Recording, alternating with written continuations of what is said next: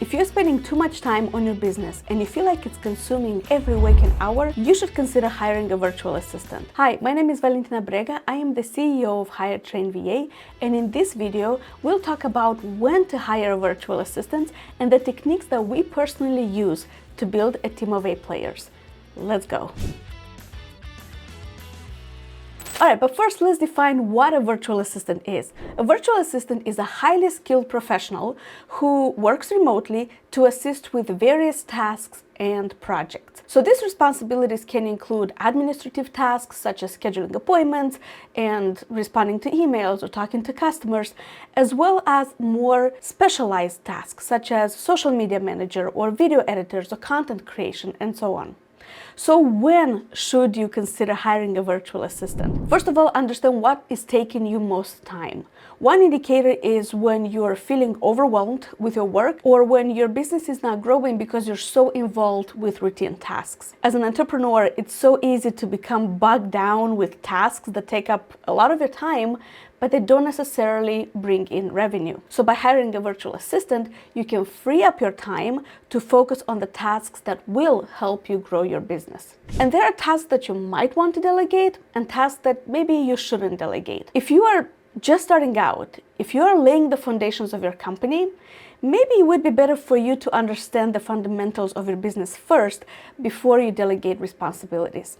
So let me give you an example. When I started my business, hiretrainva.com, I was doing everything by myself at first. I was looking for clients, I was looking for virtual assistants, I was screening them, I was interviewing them. I was so involved with every single little aspect of my business, not for a long time. I hired the first person just a few weeks into my business, but I first wanted to get an understanding of what the process looks like, just have a very super basic understanding of the process. So a few weeks later, when I hired my first VA and delegated the most routine tasks that took me most of my time, this is when I really started to focus on the next step. She was responsible and still is to this day for sending out applications to potential virtual assistants who we would find for our clients, for screening them according to our process. Again, it was super basic, nothing fancy, and for inviting the best candidates to an interview with me. That freed up my time significantly, even though I was still very much involved in day-to-day operations. So the next logical step for me from there on was to hire someone who would take the interviews off my plate. Right? So once I also had a basic understanding, basic process, I knew the questions I would ask, I felt comfortable delegating that responsibility to someone else. So little by little, I outsourced most of the tasks in the fulfillment department, so now I can focus on sales and marketing. So to put it in simple terms, once I understand the fundamentals of my business and I created a basic process, I hired someone to take care of routine tasks according to that process. Or someone to take care of the infrastructure, if you want to think it that way. From here on, I figured out the next step, the next process, and then found the next hire. So hire specialists to take care of your infrastructure and processes. This is how things are done. And these are people who are really good at one thing.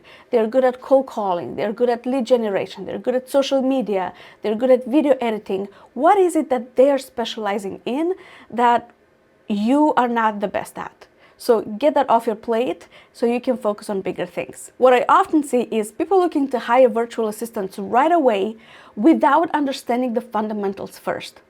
Or quite the opposite.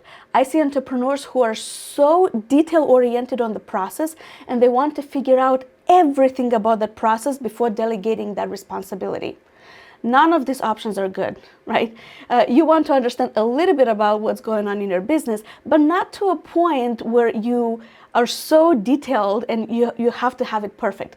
The process will change throughout time. I guarantee it. So start somewhere. You don't need to be an expert. My team, for example, is now running the department much better than I would have. I delegated this whole responsibility to the fulfillment department. They come up with ideas that I didn't even think of, right? That was not part of the basic process that I initially had.